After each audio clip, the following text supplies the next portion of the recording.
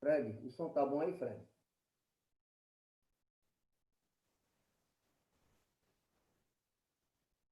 Alô, tá me ouvindo, Fred?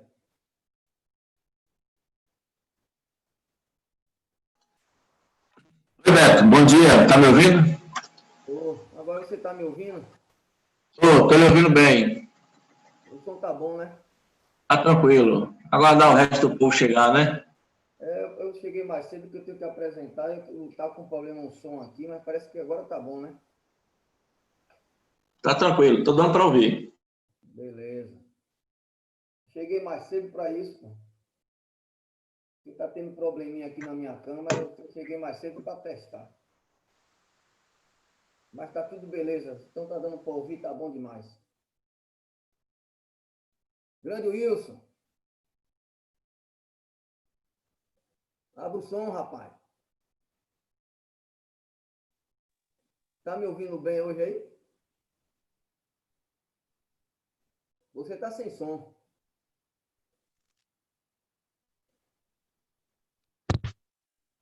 Agora sim. Tá sem som ainda.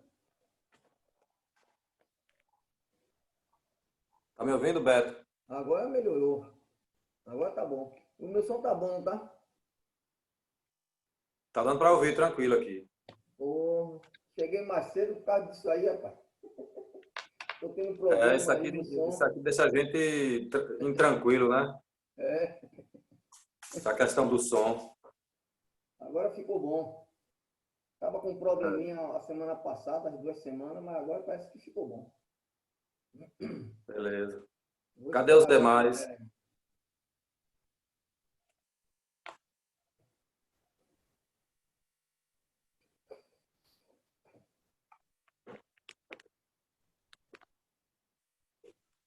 Tá me ouvindo bem, Robertinho, hoje? Abre o som. Abre o som.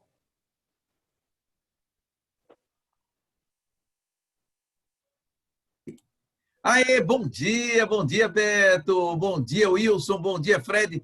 Tô te ouvindo, Beto. E também com esse fone Melhorou. de ouvido, né? Tava com um probleminha, cheguei mais cedo só para Então, ficar legal. e tua imagem tá melhor também. A qualidade de imagem aí tá ótima. Oxe, comprei uma câmera, rapaz. Aê! Tá vendo? Gente e coisa é outra rica. Eu tirei a mão do bolso. Aí, Tirei a mão eu do bolso. aqui em casa virou um estúdio, rapaz. É câmera de um lado, eu tenho um monitor desse lado, tenho câmera aqui, tenho câmera aqui, tenho luz de LED. Olha, Eu tenho esse aqui, negócio. eu tenho aqui monitor, mas não gosto de usar, não. Eu Eu gosto de tenho. usar aqui o papel aqui na minha frente. Estamos em uma nova era, viu? Então, Cristiana, bom dia. Cristiana hoje acordou 5 horas da manhã e já entrou na live 8. Eu vi. Não, eu acordo cedo todo dia, mas hoje eu, como tinha muita coisa pra fazer de manhã, eu falei, gente, cadê esse pessoal que não tá aqui 8 horas? Eu falei, ué, o que aconteceu? Não estão querendo estudar hoje, não, é? Eu falei assim, será que hoje é domingo mesmo? O que aconteceu? Tá tudo tranquilo. Olha, toda vez que tem grupo de estudo, à noite eu não durmo direito. Eu fico pensando, processando informação, o que tem que falar, que não sei o quê. Aí vou dormir de madrugada. Olha, esse dia nem tempo de fazer barba eu tive, ó. Sono pra mim é uma coisa muito complicada. Eu tenho que brigar comigo mesma para eu dormir, porque eu quero fazer muita coisa, então eu tenho que me disciplinar com o sono. Porque normalmente eu durmo muito tarde e acordo muito cedo. Mas Roberto, agora. ô Oi, Roberto, ô Roberto, oi, pode falar. também tá com a câmera melhor. Como é?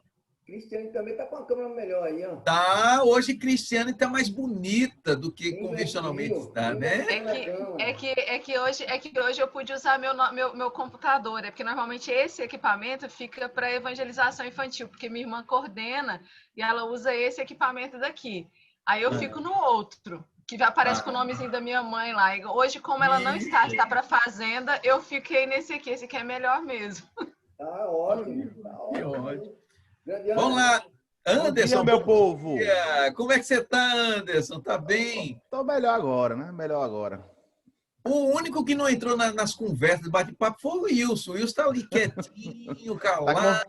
O Wilson tá concentrado. O Wilson, nos dá a oportunidade de ver ele palestrando pra gente, ele sempre chega assim. Ele chega tudo quietinho, sério, concentrado. Aí no final, não. No final ele já tá sorridente e tudo, Ele né, se Wilson? solta, né?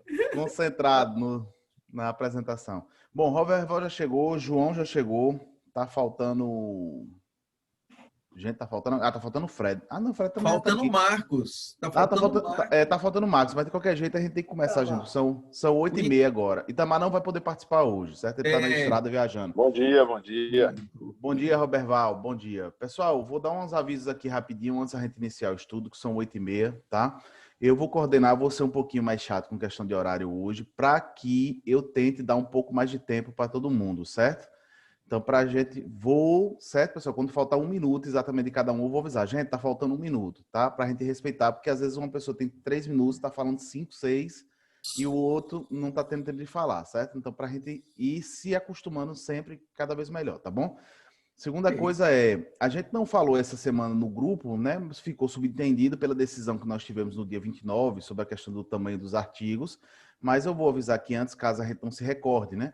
O primeiro artigo, que é o Tratado por Beto, Propagação do Espiritismo, tem 6 páginas. Então, o Beto terá 15 minutos para poder fazer a apresentação, certo? O segundo artigo, o de Platão, tem 7 páginas. Ele também terá 15 minutos para fazer a exposição. E o terceiro artigo, que é o de Wilson, tem 4 páginas. Como a gente decidiu que seriam 15 minutos a partir de 5 páginas, então o Wilson terá 10 minutos para fazer as suas colocações, tá bom? Depois disso... Infelizmente, a Cristiana hoje só pode ficar com a gente até 9h15. E as apresentações vão acabar exatamente às 9h15. Então, provavelmente não vai dar tempo dela fazer colocações. Então, sobrarão 5 pessoas para fazer colocações, porque serão 8 participando, né? Então, depois disso, a gente vai dar 3 minutos para cada um dos participantes, não 2. Vamos dar 3 minutos para cada um dos participantes para fazer suas colocações. Depois, os apresentadores, cada um terão 4 minutos para fazer suas réplicas. Depois, cada participante terá 3 minutos novamente para poder falar e a gente faz a prece de encerramento. Então, pessoal, toda vez faltar 1 minuto, 50 segundos, eu vou chamar rapidinho, mesmo que atrapalhe um pouquinho a fala. Pessoal, falta 1 minuto, tá bom? Certo? Para que a gente possa dividir bem um tempo e todo mundo possa falar, até porque os artigos são bastante interessantes. Quer dizer, toda semana né? São muito interessantes os artigos. Só registrando a alegria do Beto, foi uma coisa assim incrível hoje. Ele tá assim, ele tá muito feliz com esse tempo. Só Beto tem mais 5 minutos. Eu vou poder falar mais. É isso mesmo. Então Beto, vamos lá. Beto, vamos implantar cabelo, Beto. Gente, então vamos lá. Vamos nos concentrar, né? Respirar profundamente. Vamos nos concentrar no que nos propomos hoje. Cada um faz uma prece particular, no seu íntimo, que a gente possa pedir a Deus por esse momento e essa oportunidade dessa manhã.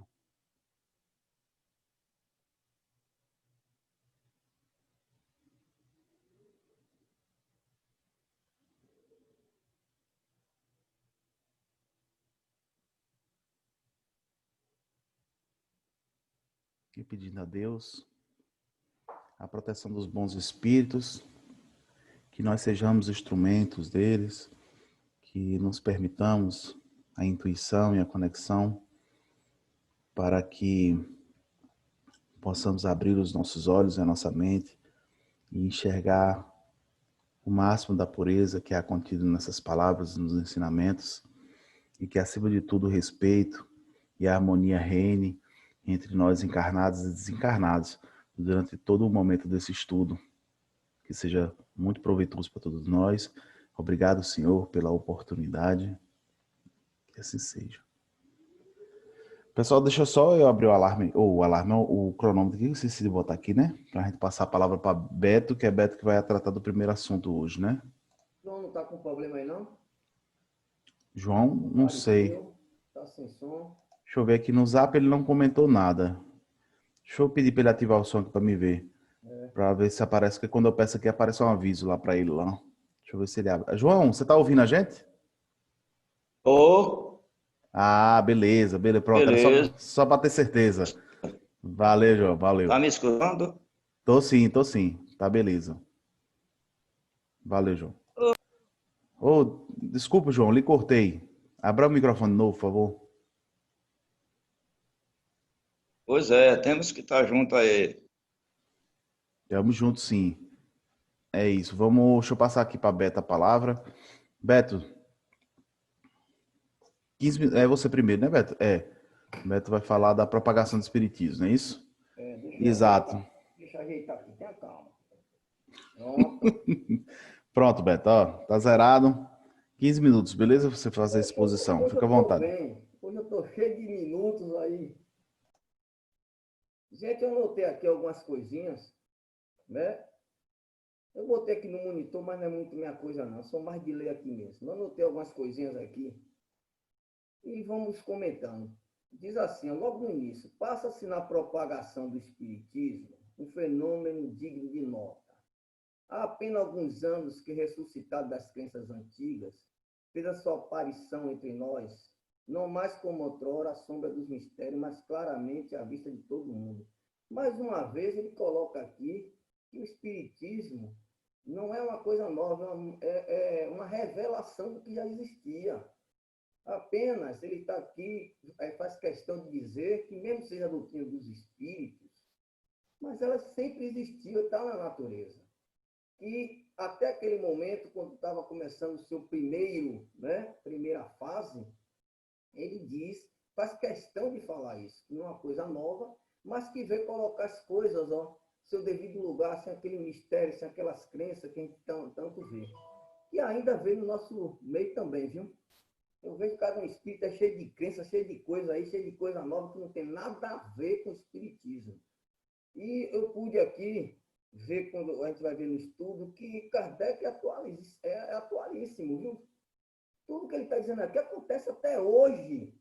Passado não sei quantos anos, a gente está discutindo certas coisas que, no final, ele diz assim, que a doutrina é clara, mas a gente acha que não, a gente tem que botar nosso pitaco ali, ó. Então, é uma atualização terrível que esse cara tem. Depois ele diz assim, ó, para alguns foi objeto de curiosidade passageira, um divertimento que se deixa um brinquedo para tomar um outro. Em muitos só encontrou senão a indiferença e na maioria incredulidade. Agora eu pergunto a vocês, isso que ele está dizendo aqui, que for curiosidade passageira, não existe no nosso meio também ainda? Existe. E tem gente encarando a doutrina espírita como uma coisa passageira, uma coisa que chega lá, não se modifica, sai como chegou, né? Então, achei interessante aqui quando ele diz assim também, ó, deixa um brinquedo e toma outro. O que é que ele quer dizer naquela época? É que mesmo saindo lá da antiguidade, mesmo vindo para a revelação espírita, no meio espírita ainda tinha essas pessoas que tinham ainda essa ligação lá com o passado ainda, de brincadeira, de experiência. Outros achou que era incredulidade. Mas por quê? Porque a doutrina espírita naquela época estava saindo das, entre aspas, das mesas girantes, era apenas coisas materiais, onde sairia mais tarde essa doutrina. Então, muita gente leva uma brincadeira ainda, nas crenças no mistério. Aliás, até o próprio Kardec, viu? Eu estava lendo a biografia deles, ele com um amigo lá, Fortier, eu acho que o nome é esse mesmo, encontrou 2 vezes para, na segunda, ele começar a investigar. Mas ele também desenhou também, viu? Ele desenhou, ele deve estar falando também uma autobiografia dele aí também, no início. Mas depois ele, né, conseguiu.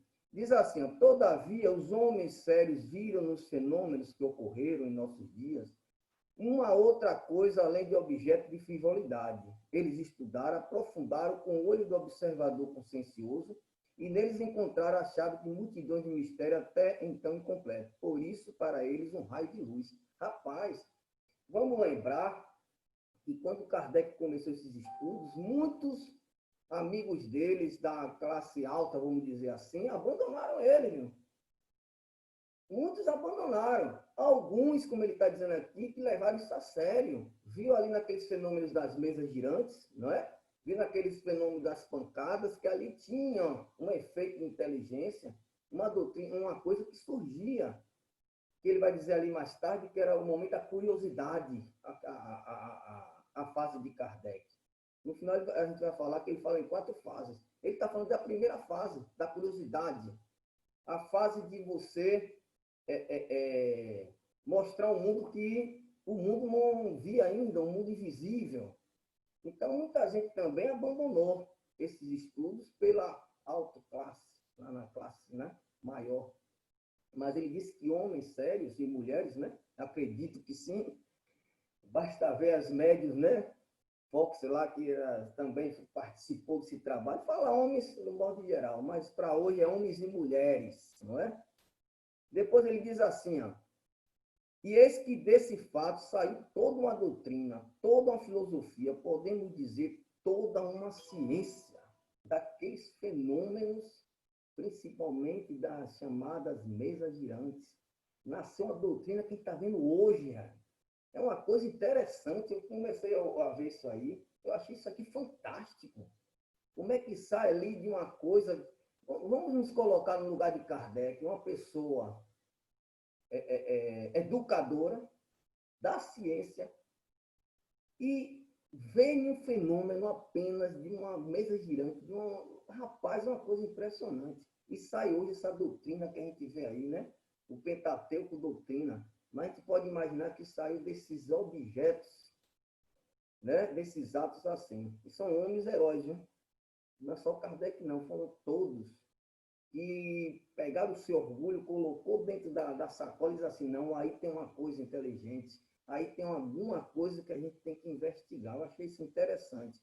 E ele disse que no início houve divergência, mas que tudo como fenômeno novo vai chegar, se for verdadeiro, como a doutrina é, vai chegar, como ele bota aqui, na unicidade. Até hoje não chegou. Me desculpe aí quem pensa contrário. Apesar, a gente vai ver aqui que a doutrina é uma coisa, o seu movimento é outra. As pessoas que ali estão, tá certo? Depois ele diz assim, essa doutrina encontra numerosos adeptos, porque ela esclarece o homem sobre os verdadeiros interesses presente e futuro, porque responde às suas aspirações quanto ao futuro, porque satisfaz ao mesmo tempo sua razão e sua esperança e dissipa as dúvidas que degeneram a incredulidade absoluta. Ah, se fosse assim que a gente encarasse, hein? A gente estaria tudo feliz, velho. Estaria tudo feliz. Isso é uma doutrina para aqueles que aspiram. E para aspirar, tem que estudar muito, tem que se transformar mais ainda, penetrar nas suas filosofias e colocar em prática. É isso que ele está dizendo aqui, ó.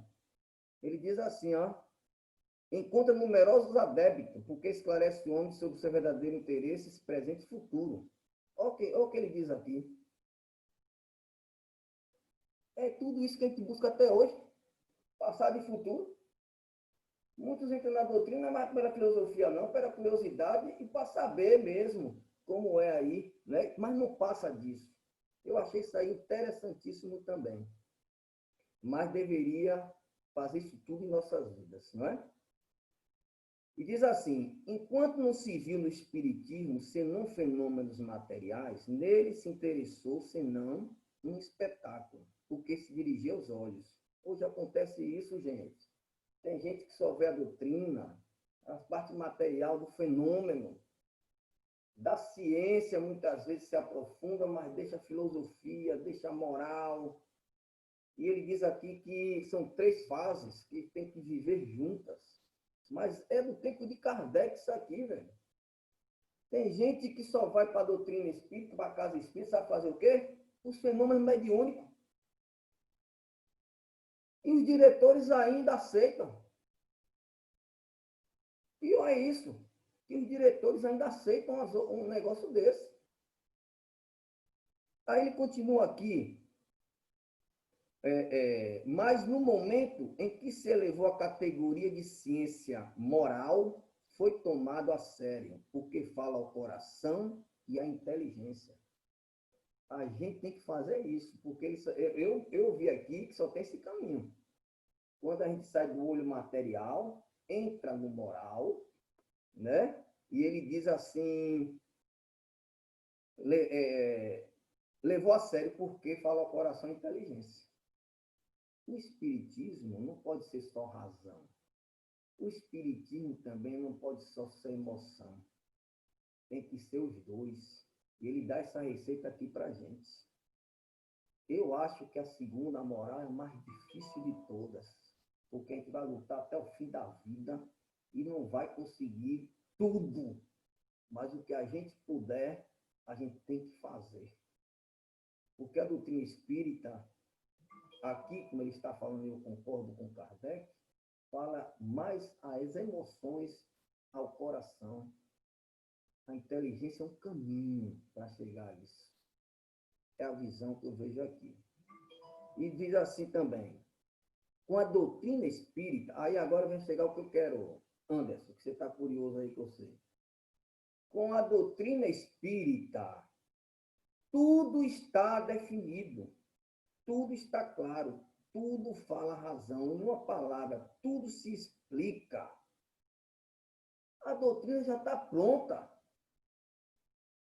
No meu entender, no entender aqui de Kardec, já está clara. Mas a gente insiste em não ver essa coisa pura que está aí para a gente. E, como eu disse no início, fica enxertando coisa que não tem nada a ver, discutimos coisas que não tem nada a ver. Lá no Evangelho segundo o Espiritismo tem uma coisa interessantíssima. Eu vejo nossos companheiros espíritas brigarem e não chegar a uma razão. E diz assim, ó, amai-vos, eis o primeiro. Instruí-vos, eis o segundo. Aí fica aquela briga. É instruí-vos primeiro? É amai-vos primeiro? Como é? É porque a gente leva o amai-vos como se a gente soubesse amar tudo. Aquele amor profundo, né, que a gente vê na escala espírita. Mas o Espírito está dizendo aí, ó, quando ele diz assim, amai-vos e depois instruí-vos, é o segundo, ele quer dizer o seguinte, amai-vos é tolerem-se, amai-vos é estudem junto. Agora, quando a coisa vier divergência, esclareça-se, tem Kardec. Tiago não, Pedro e Paulo faziam muito isso, andavam muito brigando, mas quando a coisa, aquele amor eles tinham no trabalho, quando começavam a ter divergência, levavam para a Assembleia, instruí-vos. Eu acho que está faltando isso na nossa casa. A gente está ali, se debate, que tem que se debater, mas muitas vezes o debate não vai para o lado do amor, é do amai-vos que Jesus falou, né? Da tolerância. E a gente começa a brigar com o outro, fofoca dentro da casa espírita, é um ficar antipatizado por outro, e tem aqueles que não é igual a mim. Eu, se não me simpatizar com vocês, eu falo aqui agora, para a gente resolver logo. Mas tem outros que ficam com aquele sentimento surdo, aí começa até com aquelas pessoas, indiferença, aquela pessoa muitas vezes não sabe nem o porquê. Então, Kardec aqui é fantástico nesse sentido, gente. A propagação do espiritismo, ela já está pronta ali, mas depende de nós pegar essa doutrina que já está definida, clara, e levar essa luz primeiro para a gente e depois para ao redor do mundo, como ele diz aqui. Depois ele fala da imprensa na época, eu não vou falar não, que hoje já melhorou até, mas naquela época era pauleira, era pau no lombo. Só que era aquele negócio de só negar, né? Hoje a gente vê mais nas casas religiosas que só negam, né, o espiritismo. Mas repetindo a imprensa, mas a imprensa hoje em dia já está melhorzinha, os meios de comunicação já estão colocando em novelas, já estão colocando em filmes, já é uma coisa pálida, mas está colocando, espiritual, né? Ontem mesmo eu assisti aquele filme de Divaldo, fantástico, viu? Divaldo ali, rapaz... Beto, 1 minuto. Viu? 1 minuto? Já estou encerrando, meu irmão. Mas depois eu tenho 3 e depois eu tenho 4. Eu agora vou me escalar para falar quem fala fica à vontade, tá certo? Mas eu vou deixar aí, esses dois aqui, eu vou deixar para a réplica, beleza? Tem duas partezinhas que eu vou deixar para a réplica. Pronto, beleza. Muito, muito obrigado, Beto. Vou passar agora para Roberval, né? Isso, Roberval que vai falar da Platão, a doutrina da escolha das provas. Deixa eu pedir aqui para liberar seu áudio aqui, Roberval, por favor. Bom dia, Roberval. Fred colocou um comentário aqui, pessoal, enquanto o Roberval começa, ele botou: a Casa Espírita tem características de educandário e hospitalar. No Brasil, em especial, não foi pensada para atuar como sociedade espírita proposta por Kardec. Trouxe o comentário que Fred botou aqui, porque eu acho que tem muito a ver com o que Beto estava falando, para depois, quando a gente for fazer comentários. Bom dia, Marcos. Marcos teve problema para conectar, mas graças a Deus deu certo, ele está aqui com a gente agora. Roberval, está com você, viu, meu amigo? Fica à vontade, está zerado o cronômetro, 15 minutos, beleza? Beleza, beleza. Bom dia para todos. Vamos dar início à escolha das provas de Platão. E eu fiquei imaginando que o Wilson foi rápido no gatilho, rapaz. Eu queria pegar esse tema de Wilson. Ele foi rápido e me deixou, mas eu confesso que eu gostei muito, adorei, porque eu tive que pesquisar um pouco. E nessa pesquisa que eu fiz, eu acabei encontrando algumas coisas interessantes, que até então não tinha atentado. Uma delas foi a quantidade de obras que Kardec teve que ler para poder formar o seu raciocínio, o seu conhecimento e buscar essas provas de que os ensinamentos dos espíritos remontam a mais longínqua antiguidade. E é citado justamente nesse trecho, desde os hindus, egípcios, druidas e outros povos, já trazia na sua essência esse conhecimento da escolha das provas, de reencarnação e determinados princípios da doutrina espírita que nós temos hoje codificada, organizada por Kardec. Nessa pesquisa que eu fui analisar, fui fazer, rapidamente eu vi que Pitágoras, Sócrates, Platão, esse pessoal foram 470 anos antes de Jesus, né? E Kardec foi buscar justamente essa informação para provar justamente isso, que o conhecimento espiritual, o conhecimento da imortalidade da alma, das leis divinas que regem a todos nós, ele remonta a mais longínqua humanidade. E eu achei muito interessante quando ele começa a trazer esse nível de informação justamente para os nossos dias, né? Justamente na época dele, ele trazer isso para nós. E esses ensinamentos terem uma ligação muito profunda com a doutrina espírita. Logo, ele começa desmistificando essa ideia de que toda essa linha de pensamento surgiu com ele e com o surgimento da doutrina espírita. Na verdade, é uma coisa muito antiga, né? Então, essas ligações que nós temos observado, ele deixa bem claro essas ligações no processo desse diálogo entre Sócrates e Glauco, né? Vocês devem ter lido, todos vocês, e vocês vão analisar justamente se é uma história ou se é uma história mesmo. Eu fiquei analisando aquilo e entendo a forma que Sócrates e Glauco fizeram essas colocações para uma época, mas que traz, no fundo, uma semente muito profunda, que, na verdade, iria seguir, eu não diria para a eternidade, mas para as gerações futuras. Eu parei para analisar também Jesus e vi também uma coisa muito interessante, que Jesus também falava por parábolas e trazia esses ensinamentos não só para aquele povo e aquela época, mas uma coisa para a humanidade mais adiante. Aí você vê que existe uma correlação assim, fantástica entre essas grandes almas que estiveram aqui encarnadas e o nível de conhecimento, a sintonia entre eles e a visão de futuro. Não é uma preparação. Nós sabemos muito bem que alguns, como Beto colocou no Espiritismo, é atraído justamente pelas curas, outro pela atividade mediúnica, e assim sucessivamente, mas a cada um chama a atenção conforme o seu nível de percepção, o seu nível de entendimento. mais adiante, ele vai começar a perceber as questões mais profundas de transformação interior, de moralidade e assim por diante. Mas todo o processo de evolução dá-se de forma lenta, de forma serena, de forma tranquila, como Itamar fez aquela colocação aí anterior em relação a, se não me engano, a Peixinho.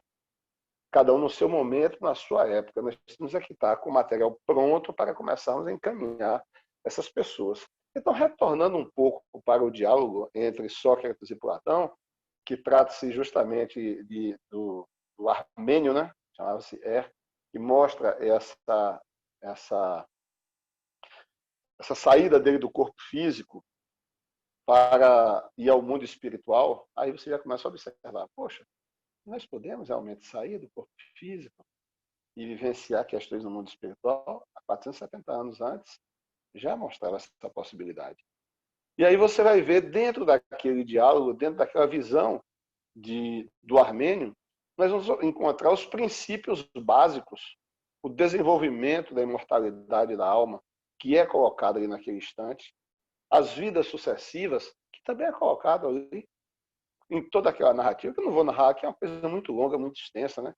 Aí vem naturalmente a escolha das provas, e cada um de nós fazemos as nossas escolhas, vem o livre-arbítrio justamente em fazer essas escolhas. Então, daí é uma narrativa muito importante, que tudo isso Kardec coloca, reflete-se naturalmente na doutrina que estava surgindo. E ele, com essa responsabilidade de fazer o trabalho que ele fez. Voltou aquela noção interessante também, onde, segundo Armênio, ele narra de céu e inferno, as portas que se abrem, né? Os bons vão receber a sua recompensa conforme a justeza do seu caráter e dos seus atos, e os maus, eles caminham justamente para o abismo, né? Com aqueles cartazes mostrando a sua condenação e, obviamente, o sofrimento que eles iriam passar. Então, isso a doutrina espírita também vai nos mostrar também, ou seja, o nosso gozo, os nossos sofrimentos, as nossas dores, quando nós estivermos no mundo espiritual. E isso me fez lembrar uma passagem muito interessante que eu vejo no Evangelho aqui, que é aquele encontro de Lázaro com o rico, tá em Lucas 16, versículos 19 a 31. E nesse exato momento me veio à mente uma coisa muito interessante. Ali também existe um abismo entre Lázaro e Abraão e o rico do outro lado. E ele narra justamente que um não poderia estar onde o outro estava, mas se viam, percebiam um ao outro. E o rico, sentindo isso, o que é que ele faz? Ele pede a Lázaro que mitigue a sua sede, as suas dores, as suas dificuldades. Como não é possível, ele manda que vá avisar os irmãos. Vá avisar os irmãos, para que os irmãos não caiam no mesmo erro que eu caí. Aí Abraão respondeu, olha, eles têm os profetas, Moisés, que ouçam. Não, vai lá, manda Lázaro ir. Ele disse, rapaz, não adianta, se é um dos mortos ressuscitar, eles não vão acreditar, eles têm os profetas. Então, naquele momento, no final da história, nós vamos ver também que o Armênio é designado para retornar e nos avisar do sofrimento que existe neste outro mundo. Estou colocando em termos que foi colocado justamente na comunicação. Então, daí a gente vê que essa ligação de Lázaro é muito posterior à colocação de Sócrates e Glauco nessa conversa com Armênio. Será que possivelmente eles não beberam também nessa fonte de informação? Kardec foi buscar. Será que naquela época também já não tinha esse contato, já não tinha essa busca desse nível de informação? Ou seja, se nós pegarmos o texto bíblico para fazermos uma análise, alguém está narrando o fato. Não é alguém que presenciou o fato. Então, esse alguém pode ter conhecimento. Como o Lucas era médico, muito instruído, segundo as informações que nós temos, obviamente deve ter bebido também nessa fonte. É uma colocação minha, né? Mas tudo tranquilo. E mais adiante nós vamos observar uma outra coisa interessante, como eu acabei de falar, que o Armênio teria que levar essa informação para todo o mundo. Nós vamos encontrar no decorrer dessa leitura, vamos observar uma coisa também muito interessante. tem um determinado momento que ele narra que os espíritos que vinham do céu, colocar em termos deles, né? e do inferno se encontravam em uma pradaria onde narravam as suas experiências, certo? Contavam o que aconteceu e, naquele momento, havia entre eles uma interação, uma troca de ideias, de informação. Isso remete, na doutrina espírita, naturalmente ao processo da erraticidade. Assim eu entendo. Certo? Onde você para analisar o que você fez, o que você fez da sua encarnação, o que você fez da sua experiência, seja no mundo mais evoluído, no mundo involuído, no mundo transitório, mas onde todos acabam compartilhando. E eu notei que existe essa informação dentro também desse processo, o conhecimento da erraticidade. Né? É uma coisa muito interessante. E tem outra coisa, que também encontrei, a lei de causas e efeitos. Como punição de uma vida para os que cometeram atos violentos, e aos justos a recompensa pelas suas boas ações. Também está de forma explícita colocada nessa comunicação do Armênio. Eu achei muito interessante isso aí. Tem também o processo obsessivo, que é muita coisa aqui, quando ele vai narrar justamente o grande Ardieu. Era um cidadão extremamente violento, ditador, e que cometeu diversos crimes. E... Oi, vocês estão me ouvindo? E de forma muito perversa, eu não sei se vocês estão me ouvindo, por favor. Está ouvindo, Anderson? Beleza? Então, o Ardieu cometeu todas essas atrocidades. E chegando naturalmente no mundo espiritual, vou colocar com eles, né, no inferno, ele tentava sair. E a proporção que ele tentava sair, entidades flamigerantes vinham, o arrastavam, amarravam, saíam arrastando, e ele, nesse eterno sofrimento, nessa dor, ele sofria muito. Então, era um resultado natural da lei de causa e efeito, ele estava passando justamente por aquilo que ele tinha necessidade de resgatar.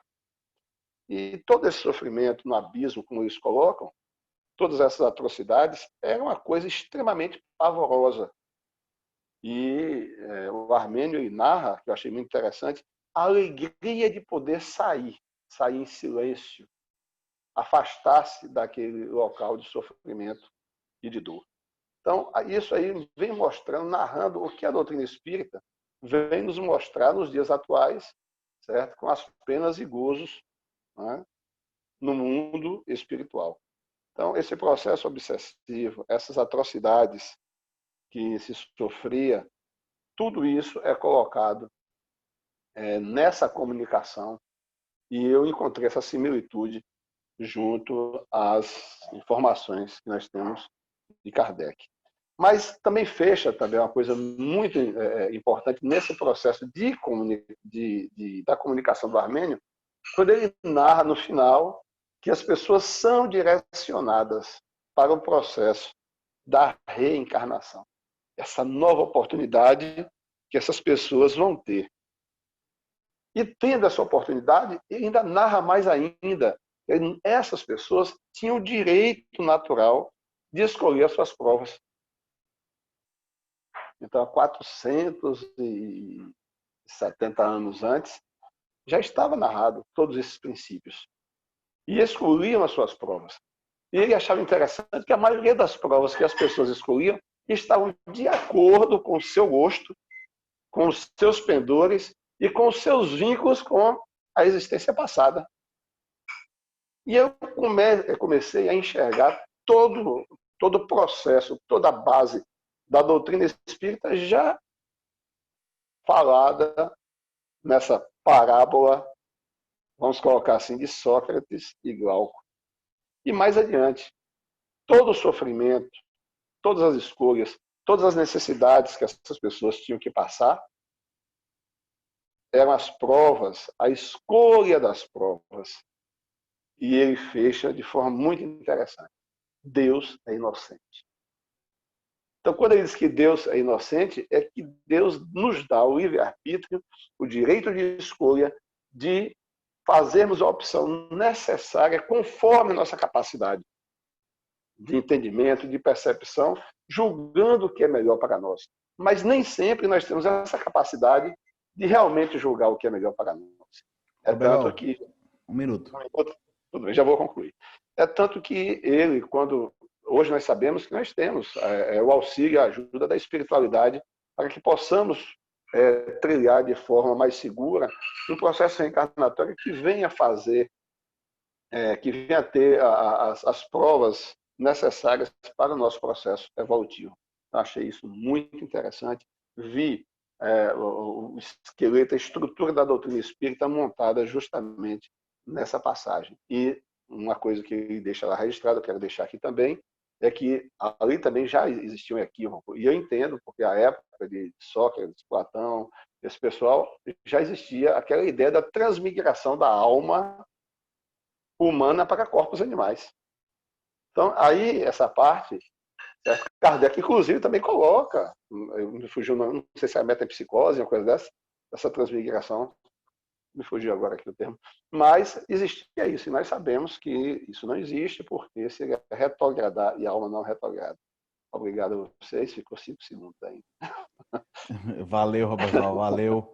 Valeu. Obrigado. Vou passar para o Wilson aqui agora. Rapaz, vocês estão demais, vocês estão Beto, Wilson, o Roberval, os cabas estão estudando bastante mesmo. Vai sobrar nada, viu, Robertinho, Cristiano, para a gente comentar.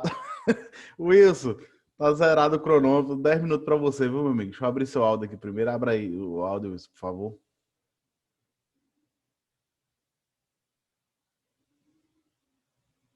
Foi não. Aí, abriu. Agora, pronto. 10 minutos, viu, meu amigo? Tudo bem. Bom dia, muita paz. Bom dia. Então, nós ficamos com conversas familiares de além-túmulo. A senhora Schwabenhaus, letargia estática. Como nós sabemos, os fenômenos espíritas, eles se deram em muitas partes da Europa e fora do continente europeu, né?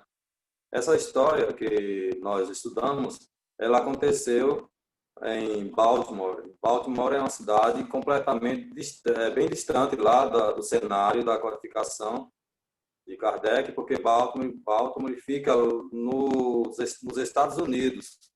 Então, bem distante de onde Kardec proferiu os seus estudos, né? Então, essa família, ela é de origem alemã, como diz a narrativa aqui do texto, e mais ou menos assim.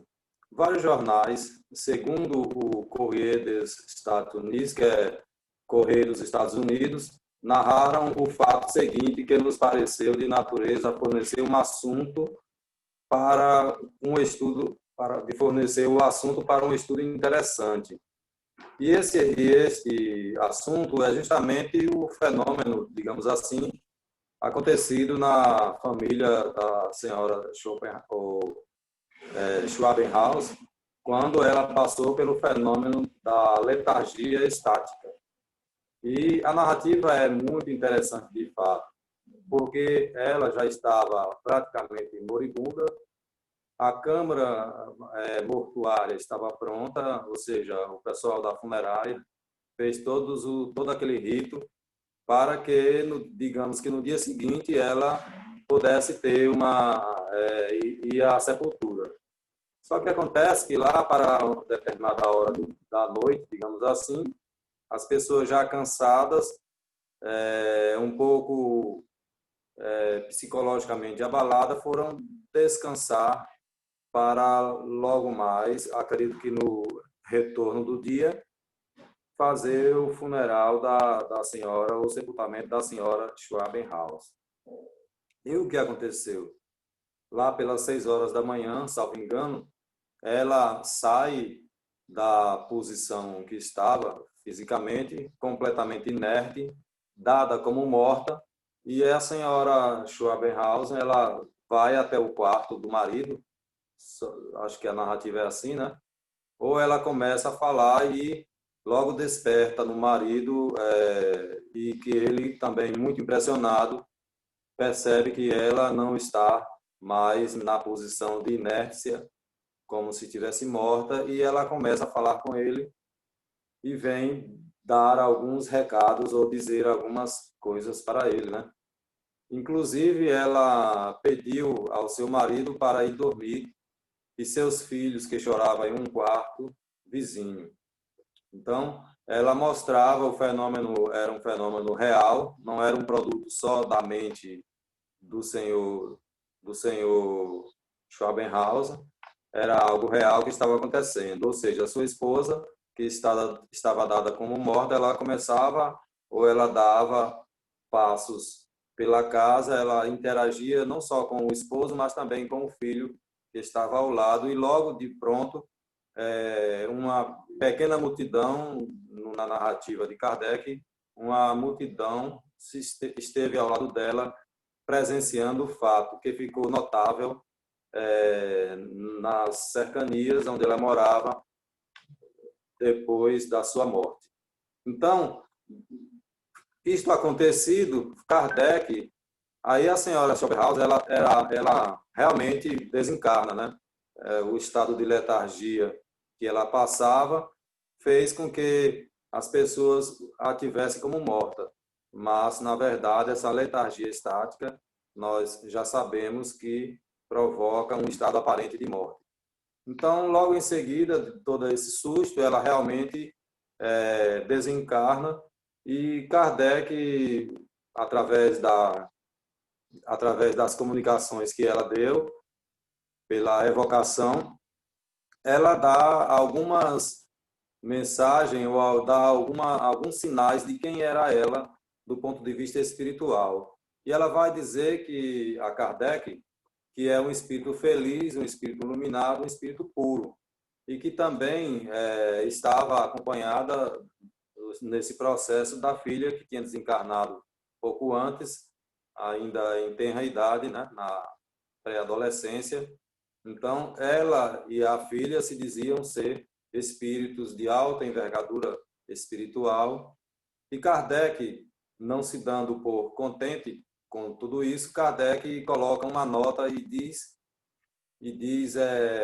falando sobre a condição dos espíritos puros, e ele vai depois entrevistá-la e percebe que, pelas palavras daquele espírito que tinha passado pelo processo da letargia, da catalepsia, mas que tinha uma plena consciência de si mesmo e não passou pelo processo de perturbação, conforme narra em O Livro dos Espíritos, né, sobre a desencarnação.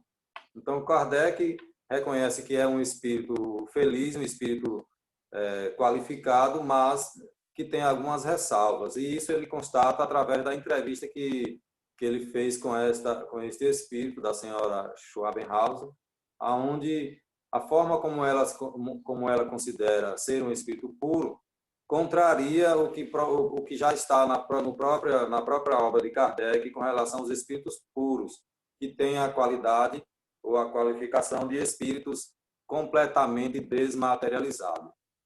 E Kardec pergunta a ela, na questão 6, na pergunta 6, ele diz: sofríeis durante a vossa letargia? Ela diz que não teve sofrimento, porque é algo que é uma narrativa dos espíritos que estão em letargia, é o sofrimento que passam por desconhecer o processo da desencarnação e pela materialidade ainda muito presente no ser. Então, mais à frente, Kardec pergunta: voltando a vós, ficaste satisfeita de ser restituída à vida? Ela disse que sim, para consolar. E então, ela finalmente Kardec vai publicar uma nota dizendo: tudo nas respostas da mãe anuncia nela um espírito elevado. Não há, pois, nada de espantar que um espírito mais elevado esteja ainda unido ao seu por simpatia, ou seja, ao seu ente querido. Todavia, é necessário não se prender à letra na qualificação de espírito puro, que os espíritos se dão algumas vezes entre eles. Sabe-se que é preciso entender por isso aqueles de ordem mais elevada, aqueles que, estando completamente desmaterializados e depurados, não estão mais sujeitos à reencarnação. São os anjos que gozam da vida eterna. Então, aí nessa nota de Kardec, ele vai nos dar vai nos relembrar lá a escala espírita com relação os graus evolutivos dos espíritos, né? E vai mostrar as qualificações para um espírito puro. E também faz a gente perceber que esse grau de pureza, conforme narrava a senhora Schopenhauer, que ela não era tão pura assim, por desconhecer as qualidades de um espírito puro e por alto também se proclamar como um espírito puro, né? Mas aí também a gente vai ver lá na Gênese, quando Kardec coloca sobre a explicação de alguns fenômenos considerados sobrenaturais, vista espiritual ou psíquica, dupla vista, sonambulismo e sonhos, né? Quando Kardec vai falar sobre os fluidos e o perispírito. E numa das perguntas que Kardec fez à senhora Schwabenhausen, fica bem claro a compreensão que ela tinha sobre o estado dela presente e sobre o estado dela como espírito desencarnado. Quando Kardec procura, aqui numa das questões, que eu não encontro agora, mas Kardec a procura, Wilson, como é que ela vê? Se ela vê minuto, com os Wilson. olhos físicos. E ela responde da forma como a gente encontra lá no livro A Gênese, ou no livro dos Médiuns, quando vai falar sobre a dupla vista. Sobre a dupla vista, onde ela diz que quem vê não são os olhos físicos, é o próprio espírito que vê. Então, nesse sentido, ela tinha essa consciência, essa condição de espírito elevado, mas com bastante limitações em outras áreas, por se proclamar um espírito puro. Então, por último, né? Ainda tem o tempo, Anderson? 10 segundos. Então, por último, fica para todos nós esta narrativa, esse fenômeno, que nós muitas vezes nos deparamos com situações, sejam em revistas, em jornais, de pessoas passando por esse processo da dupla, ou melhor, da letargia, catalepsia, e às vezes são tidas como mortas, conforme narra alguns fatos, algumas revistas ou jornais ao longo da nossa própria história humana, né? Então é um exemplo, um achado muito grande para nós estudarmos, em especial esse item que Kardec colocou aqui na Revista Espírita. Ótimo, muito obrigado, Wilson, muito obrigado.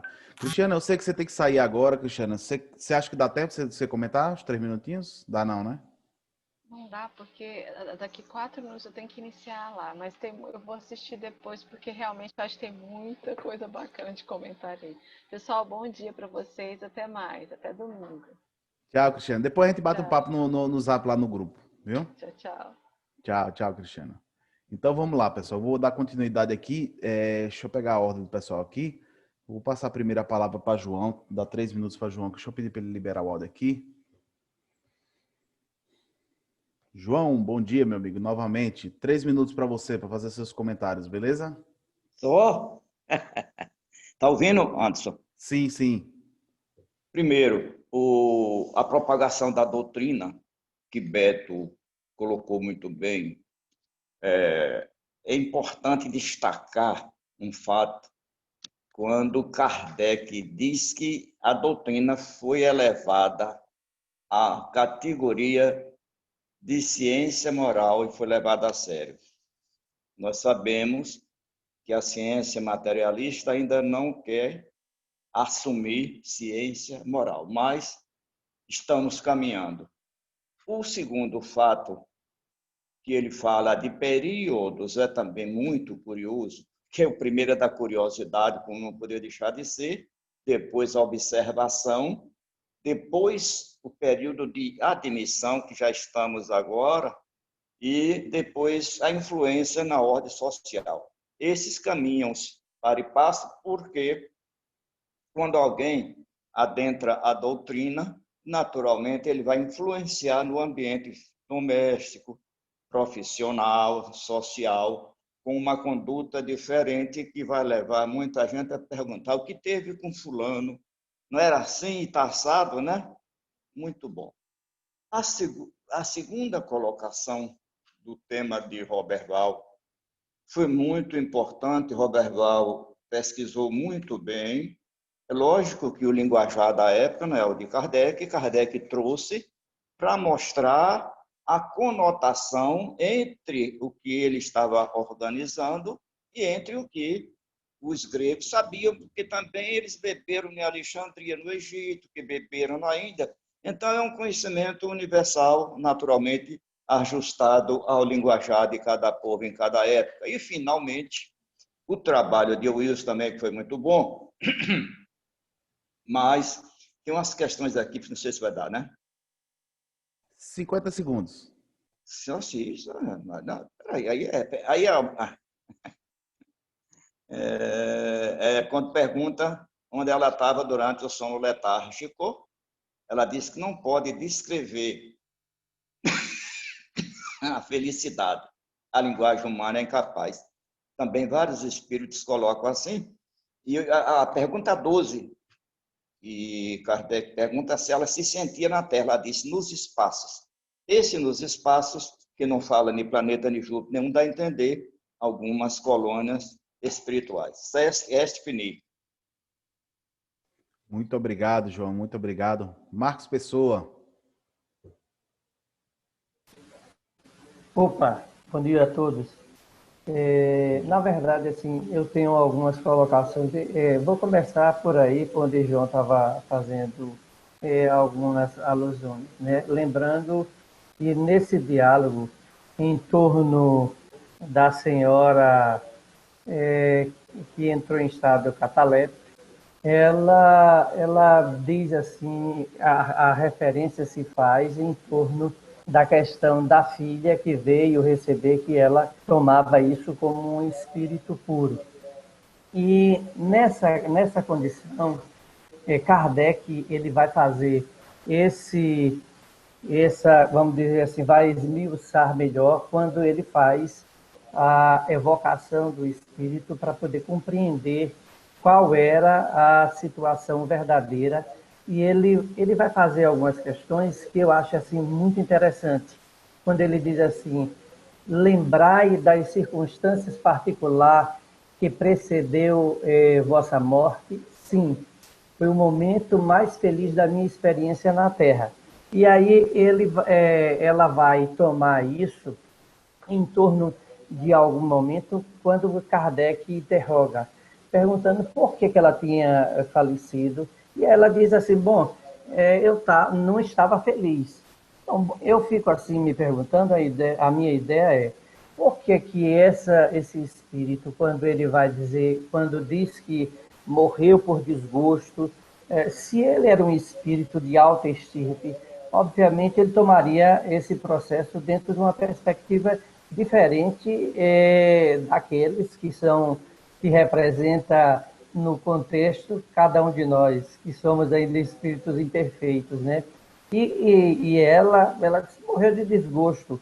E aí eu ficaria perguntando, se realmente ela se qualifica como tal, ela não teria a envergadura de compreender a dimensão da existência num outro patamar?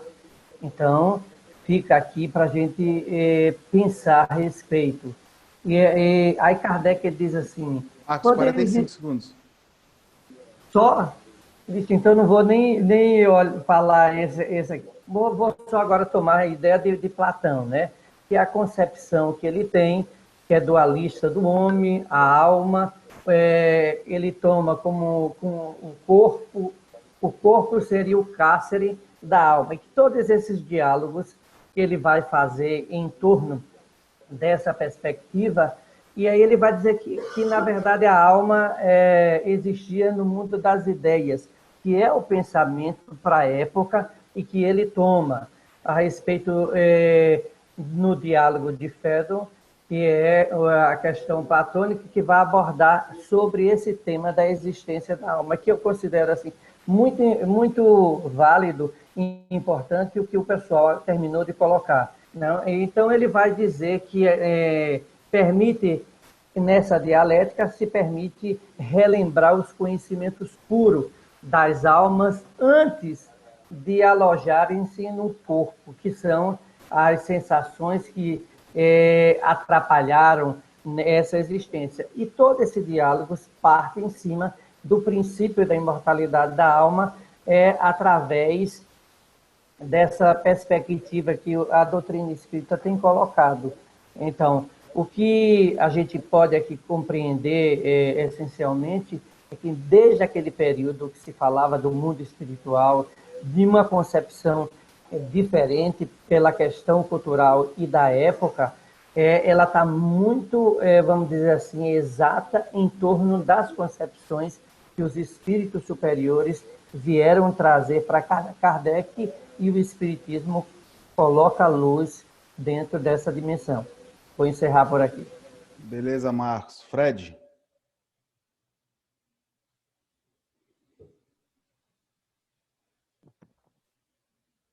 Seu celular é bonito, viu, Anderson? E cronômetro também. Eu vou falar rapidamente, eu talvez não gaste uns 3 minutos. Propagação, né, da doutrina espírita, né? Kardec faz um relato bastante interessante a respeito, na época, né, de como é que estava se vivenciando a experiência de divulgação da doutrina que estava recém-nascida, né? Cita aí, como foi bem dito por Beto, né, alguns veículos de imprensa, a forma como alguns adeptos à época estavam se iniciando no processo do conhecimento da doutrina, na grande maioria envolvida mais no fenômeno da curiosidade, dos interesses próprios, pessoais, etc. e tal. E isso vem se desenvolvendo gradativamente ao longo do tempo, e nós observamos hoje que há uma maior naturalidade, inclusive como estava sendo previsto que isso ocorreria ao longo do tempo, de se encontrar e vivenciar a experiência da doutrina espírita na sociedade de um modo geral. E hoje a gente observa isso com muito mais naturalidade e normalidade, não obstante muitos velhos preconceitos e velhas críticas ainda continuarem muito presentes por interesses institucionais, né, interesses pessoais, contrário à doutrina espírita, por vários motivos que aqui não teríamos tempo para isso. Mas a doutrina tem sido bastante divulgada, né, cada vez mais, para se alcançar o objetivo no futuro. Em relação à história contada aí de uma forma imaginária, né, vamos supor assim, hipoteticamente, entre Sócrates, né, e Glauco, que conta a história vivenciada por um armênio, né, que aqueles que estudaram e algumas pessoas sugerem que esse personagem armênio seria Zoroastro, né, seria baseado em Zoroastro. É algo em si bastante interessante, porque não só remonta às crenças da época, né, como isso é muito visível e divulgado nos livros de história e também nos filmes que remontam a passagens daquela época, né? Se vocês já assistiram um filme chamado Deuses do Egito, eles vão falar nesse filme também algo muito semelhante a esse diálogo de Glauco, né? Lá vocês vão ver também espíritos nos mundos das sombras sendo separados de acordo com os seus interesses também, os interesses daqueles que estavam sendo julgados, os julgadores, né? E por último, que nos coloca aqui o nosso querido Wilson, né, a respeito desse espírito que se dizia puro ou se entendia assim, né? Eu vejo como uma característica muito normal, né, muito natural dentro do entendimento de cada um, né? Existe um precipício bastante alto ainda também em relação ao que é espírito perfeito e o que é espírito puro, né? E aí, lá no Livro dos Médiuns, nós vamos encontrar isso aí bastante claro. E segundo as tradições evangélicas, né, segundo as tradições religiosas, nós vamos encontrar, só para concluir, também algumas passagens, né, do próprio Cristo, que em muitos momentos é relatado pelos apóstolos, que ele sofria, que ele chorava, que ele hoje poderíamos dizer que se encontrava em alguns momentos deprimido. Inclusive, se verdade foi ou não, aquela passagem onde ele até, entre aspas, reclama do cálice amargo, né, da sua missão, né? Então, isso é algo que a gente precisa aprofundar um pouco mais lá na frente. Muito obrigado, Fred. Robertinho, você, meu amigo. Muito bem, tá certo, obrigado. O que eu quero abordar é o seguinte: na introdução dos dois artigos, tanto da doutrina da escolha das provas, como da propagação do espiritismo, Kardec aborda sobre a questão do conhecimento espírita ser algo já da antiguidade, né? Ratificando que, na realidade, ele foi o organizador de fenômenos que já existem desde outrora. E interessante que existe na Netflix uma série chamada História de Deus, de Morgan Freeman, né? Que ele enfatiza muito isso. Apesar dessas culturas, né, falar muito sobre a questão do panteísmo, da metempsicose citada pelo Roberval, né? Mas era mais ou menos um conhecimento que estava um tanto desorganizado, e foi interessante o Kardec fazer esta codificação e essa organização. Outra coisa que me chamou a atenção, que eu gosto muito de metáforas, foi a questão da fábula do macaquinho, né? O macaco e a noz, né? Porque justamente fala da necessidade de aprofundamento do conhecimento, tá? E eu acredito que é o que nós estamos buscando realizar agora, nos aprofundando mais no conhecimento espírita. Outra coisa também que gostaria de colocar sobre o que Kardec falou no artigo, né, no primeiro artigo, sobre a propagação do espiritismo, que ele diz o seguinte: falamos, pois, a verdade quando dizemos que o espiritismo foi entregue às próprias forças. Se por si mesmo já deu tão grandes passos, que será quando dispuser da poderosa alavanca da grande publicidade? Então, é o que está acontecendo hoje, né? Os meios sociais, as mídias, as redes sociais estão dando uma propagação muito grande e, pouco a pouco, está fazendo parte do chamado inconsciente coletivo. É o arquétipo Jung, né? Então, as pessoas falam sobre imortalidades, falam sobre reencarnação, na outra vida eu não quero vir dessa forma ou de tal forma, enfim. Então, o que é importante a gente enfatizar é na necessidade de como nós estamos nos utilizando, né, dessa publicidade para a divulgação do conhecimento e propagação da doutrina dos espíritos. Outra coisa que eu quero acrescentar, porque o tempo é curto, né? Mas eu entendo que o Kardec ele era visionário, né? Quando ele fala sobre a questão das etapas, as fases e períodos da doutrina espírita, o da curiosidade, da observação, o período da admissão e o período da influência sobre a ordem social. E o que é que nós estamos realizando, o que é que nós estamos fazendo, né? Porque os períodos da curiosidade e o da observação já passaram, né?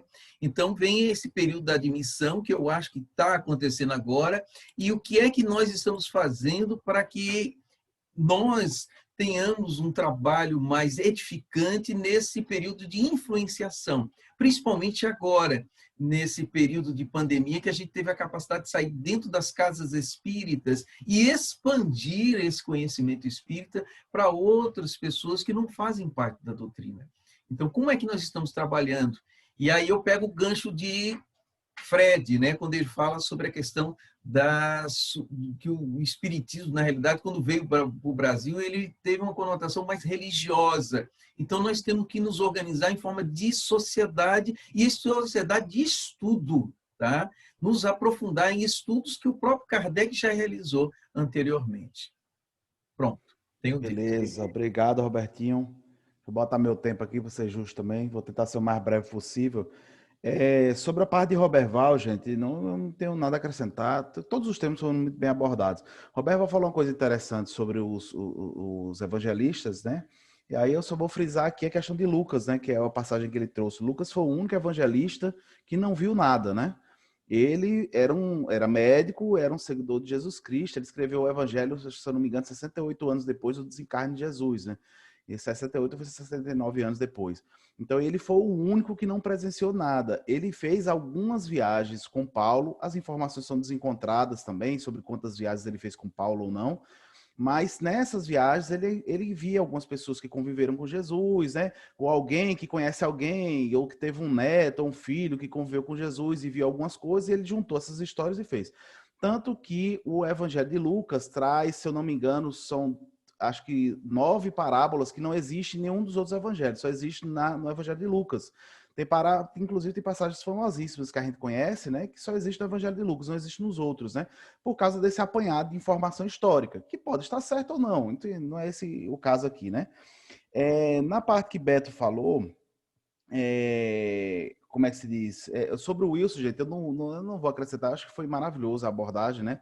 Eu não tenho o que acrescentar. Mas na parte que Beto falou, eu achei maravilhoso quando o Beto trouxe duas coisas. A primeira coisa foi quando o Beto lembrou que não era só Kardec, né? A gente fala Kardec, né? Mas subentende-se, quando a gente está falando Kardec se refere na codificação e as obras, que existia toda a equipe trabalhando com ele, né? Não era só ele, né? Eram várias pessoas ali junto com ele trabalhando. Tirando a revista Espírita, que é o objeto de estudo aqui, que a gente sabe que Kardec frisava, que era objeto pessoal, né, em que na revista Espírita geralmente ele expunha mais as opiniões pessoais dele, assim como as cartas pessoais que mandavam para ele, né, a codificação era uma obra completamente coletiva, né, então ele não fazia aquilo sozinho. Outra coisa aí é uma opinião minha, né, gente, eu acredito, quando a gente vai falar dessas fases, eu tenho uma sensação, Anderson, né, de que Kardec era muito entusiasta, né, no meu entendimento, com esse período da admissão. Eu tenho uma sensação, às vezes, quando ele fala desse período da admissão, como se fosse algo que fosse acontecer muito rápido, sabe? Eu vi ele vendo ali a propagação do espiritismo, eu tenho uma sensação, quando eu leio alguns artigos, que ele achava que era coisa que ia acontecer em coisa de 50 anos, 100 anos, e a gente já passaria para outra fase, sabe? E como o Robertinho bem colocou, a gente sabe que a gente ainda está na fase de admissão e engatiana ainda também, né? Porque ainda tem muita coisa para se propagar. Mas eu não estou dizendo que eu estou certo, entendeu, gente? Tem muita coisa para estudar pela frente, é uma impressão que eu tenho. Não estou dizendo que eu estou certo. Tá? Enfim, só 2 minutos e 48, só queria fazer uma colocação. João colocou no final, João, com todo respeito, mas eu não concordo, eu não vejo da mesma forma que você. Quando você trouxe o caso do espírito, dizer que ficava nos espaços, né? E você subentendeu, né, na sua conclusão, que isso se referia a colônias, né? Eu não concordo, eu não acho. Eu acho que sim, se a gente for ter um olhar científico, dizer que está nos espaços é muita coisa, né? Subentender que ela estava falando especificamente de colônia espiritual, né? É limitar muito, né? Porque, veja só, se outros espíritos nos falaram até de mundos como Júpiter, por exemplo, que a gente sabe que se nosso lar existe, por exemplo, o Júpiter é muito mais avançado do que uma colônia espiritual, né? Por que os espíritos podem descrever Júpiter, mas não podem descrever que está em uma colônia espiritual, entende? Por exemplo, quando se falou de Júpiter, os espíritos falaram da cidade espiritual, descreveram a cidade, inclusive. E por que ela, que se dizendo um espírito até inclusive mais evoluído que os espíritos de Júpiter, ela não conseguiria descrever o lugar onde está e diria que está no espaço? Né? Agora, meu olhar científico é o seguinte, eu não descarto a possibilidade, entendeu, João, que você traz, né? Eu acredito que seja uma possibilidade, mas eu, na minha opinião, não consigo ver nisso uma conclusão de que ela estava se referindo às cidades espirituais, né? Mas é a minha percepção, beleza? Deixa eu devolver agora, pessoal, para réplica, tá? Vou passar na mesma ordem, primeiro para Beto, depois para Roberval, depois para Wilson, tá bom? Beto, 4 minutos para você fazer mais colocações, beleza? Eu vou aqui acrescentar, que vocês acrescentaram aí, mas vou botar outra visão. Desculpe, mas cada espírito tem sua visão, não é? E começar por quando ele diz do período. Ele diz assim, da curiosidade, foi a parte dele. Tinha que provar que existia um mundo que a gente desconhecia. Da observação, pegou a fase do estudo, vamos estudar a doutrina, vamos nos aprofundar. O do período da admissão, você admite em sua vida, começar a praticar. Então, vem lá, prova, depois vem estudo, depois você admitir em sua vida, começar a praticar. E quando ele diz do período da influência, eu observei bem que ele diz assim, apesar de ser na sociedade, é individual. Está lá. Então, ele está falando da quarta fase. Sabe o que é? Nós já estudamos, nós admitimos nossas vidas, agora é hora de sentir a doutrina, a parte das emoções. É a parte dos sentimentos que a gente tem que colocar, que é esta fase que está passando. Agora, em que fase nós estamos, eu não sei. Não vou dizer, porque é coisa minha, não é? Não vou falar sobre isso, não. E a outra parte interessantíssima, que ele diz assim, que no tempo dele, a propagação do espiritismo era com pessoas mais esclarecidas. Eu me atentei muito a isso. E na nossa casa não está assim também ainda não, gente? A gente não está dando às pessoas mais humildes, entre aspas, que nós colocamos, a comida, o alimento. Será que a gente também está esclarecendo? Será que ela também não tem direito a essa luz? A gente fica vendo aí para a gente ver. Quanto aí ao que disseram aí, eu acho que essas três histórias, essas duas histórias, têm ligação. A gente está querendo que aquele espírito lá que o Wilson colocou o nome que eu achei fantástico, eu não consegui decifrar. Parabéns, meu amigo. Então, eu vi lá o que ela diz. A gente tem que ver o seguinte: ali não é um espírito somente. Era um desprendimento da matéria. Então, ela está ainda com influência da matéria. Ela não vai dar a resposta exata como vocês querem. Porque ali ela sai, mas está ainda sendo influenciada pela matéria, pela vida que ela rege. Então, as respostas seriam aquelas mesmas ali, na visão dela. O de Roberval, parabéns, meu filho. Parabéns, porque quando eu li aquilo ali, eu lembrei dos meus alunos, que eu sou professor de matemática, que quando eu começo a fazer lá os negócios, o aluno diz assim: professor, você fumou o quê, pelo amor de Deus, aí, velho? Por que, bicho? Que zorra é essa? Eu lembrei, cara. Mas vamos fazer uma ligação na época, não é? Eu lembrei, sabe do que, quando começou a narração? Do Apocalipse lá de João. E a influência da matéria, do espírito, ali a visão dele. É uma visão que ele tinha. E da letargia, a mesma coisa. É um processo. Você lembrou lá do negócio da letargia? O espírito diz assim: vem cá, na letargia não vê o que se passa ao redor, não, mas ela também está em estado de êxtase. Foi o que a gente discutiu aqui. Se é de êxtase, ela foi para um lugar, e lá no livro dos Espíritos diz assim, que o estático também se engana, porque ainda tem a influência da matéria.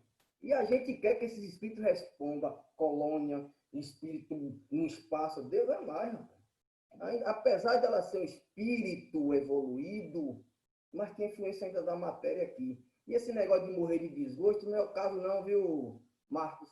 Ou foi Fred, não sei quem foi que perguntou aí. O problema não é morrer de desgosto. O problema é de que forma ele está recebendo esse desgosto. Porque todo mundo tem na vida desgosto. Agora, é com revolta? É com o quê? Era um ser humano, um espírito que estava em evolução. Então, eu sei essa parte aí, viu? Obrigado, Beto. Olha o som. Olha o som, Anderson. Valeu, Beto. Desculpa. É isso, pessoal. Obrigado, Beto. Vou passar para Roberval agora. Roberval, tá zerado aqui 4 minutos para você. Peraí, deixa eu pedir aqui para eu desliguei seu áudio. Libera aí, Roberval, por favor. Ok.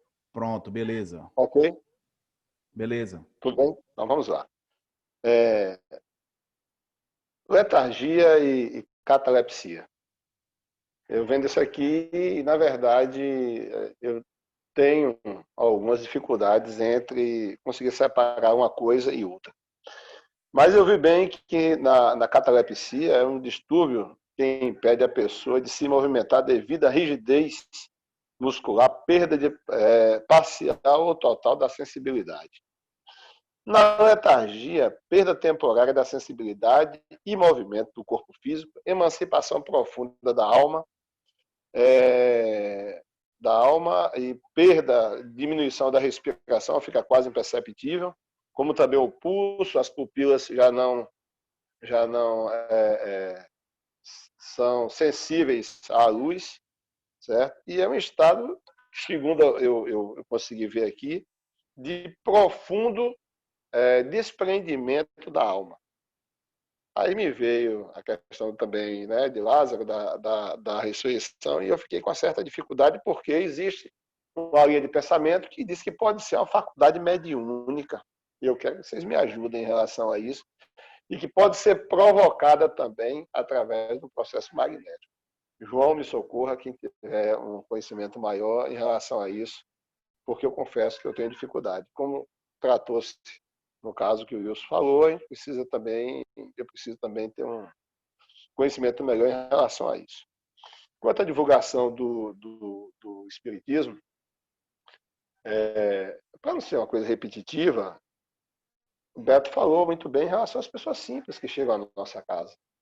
pessoas muito simples e que muitas vezes, eu já falei isso aqui anteriormente, requer um acolhimento, atenção, carinho, aquela parte evangélica, você não pode jogar um nível de informação desse porque não vai ter capacidade de perceber.